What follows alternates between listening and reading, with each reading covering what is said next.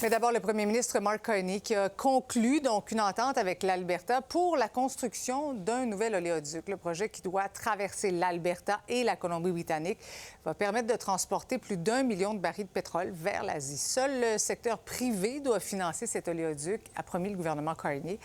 Une nouvelle qui fait le bonheur de l'Alberta, mais provoque une levée de boucliers en Colombie-Britannique. La province et les Premières Nations n'ont pas été consultées avant l'accord. C'est un grand moment pour l'Alberta et pour le Canada, mais c'est le commencement d'un processus. Un processus qui a besoin de beaucoup de choses. On commence avec un acteur dans le secteur privé, un proponent pour l'oléoduc, pour le pipeline. Deuxièmement, et c'est fondamental, il faut avoir un partenariat avec des peuples autochtones ici en Alberta et en Colombie-Britannique, un partenariat avec des bénéfices substantiels. Avec moi maintenant le député bloquiste et ancien porte-parole de Greenpeace, Patrick Bonnet. Bonsoir. Bonsoir. Donc d'abord, on a appris en toute fin d'après-midi la décision de Steven Guilbeault de quitter son poste de ministre. Votre première réaction? Clairement, M. Guilbeault était mal à l'aise au point de quitter, être solidaire des décisions du Conseil des ministres. Le gouvernement est allé beaucoup trop loin, c'est évident. C'est l'abandon de plusieurs mesures climatiques, c'est la promotion de l'industrie pétrolière et gazière, c'est des approbations de projets de gaz naturel liquéfié. Aujourd'hui encore, un pipeline, un ajout quand même d'1,4 million de barils. Ça, c'est l'expansion de la production de pétrole des sables bitumineux. Je pense que ça devenait intenable de toute évidence pour M. Guilbeault.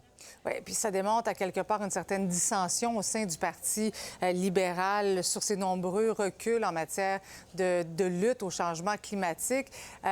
Cet accord-là entre Ottawa et l'Alberta, est-ce que vous y voyez quand même du positif? On ne peut pas voir de positif là-dedans. Il faut comprendre que depuis son entrée en poste, M. Carney a abandonné littéralement la lutte au changement climatique. On voit évidemment un projet de pipeline, je pense que c'est évident, sable bitumineux, méga projet, d'autres projets de gaz naturel liquéfié. Il a également aboli la tarification carbone, il a enlevé les subventions et les obligations pour les véhicules électriques. Il n'y a pas d'argent dans le dernier budget pour les parcs. Il a rajouté des milliards de dollars pour les pétrolières et gazières. Aujourd'hui, on a appris qu'il enlève la réglementation pour forcer la production d'électricité propre, entre autres en Alberta. Donc, nous, ce n'est que des reculs, des reculs, des reculs. On ne peut pas voir ça positif. Déjà que le Canada n'était pas sur la bonne voie pour atteindre sa cible. Là, c'est le déroulement du tapis rouge pour les pétrolières, de toute évidence. Mais quand vous entendez Mark Carney dire que ce possible oléoduc pourrait renforcer l'économie, l'indépendance canadienne, qu'est-ce que vous répondez à ça?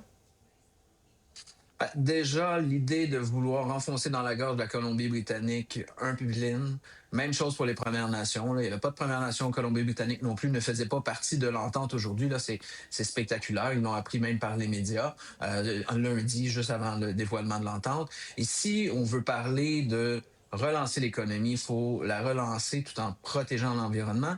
Et quelle réponse particulière que d'offrir en réponse à la guerre commerciale et de tarifs de M. Trump, d'aller financer et autoriser davantage de projets pétroliers dont les principaux actionnaires sont états-uniens.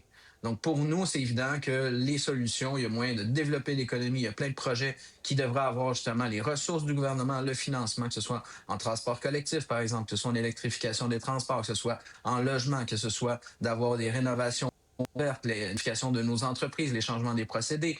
Donc, il y a des projets que les gens veulent, mais le gouvernement s'entête actuellement à vouloir déployer un de pétrole. Répondre à essentiellement toute la liste d'épiceries des pétrolières et des gazières. Et aujourd'hui, on ne peut pas avoir un meilleur exemple. Là. On a un vernis vert au niveau de ce gouvernement-là. Il est tout cassé. En dessous, c'est du noir pétrole. Et là, c'est plein gaz dans le pétrole et gaz. Et ça, c'est très, c'est très inquiétant avec les réalités des changements climatiques, les feux de forêt, etc. qu'on voit là. Donc, oui, aller vers de nouveaux marchés, mais de nouveaux marchés plus verts. Bien, merci beaucoup, M. Bonnet, d'avoir été avec nous ce soir. Merci de l'invitation. Bonne journée.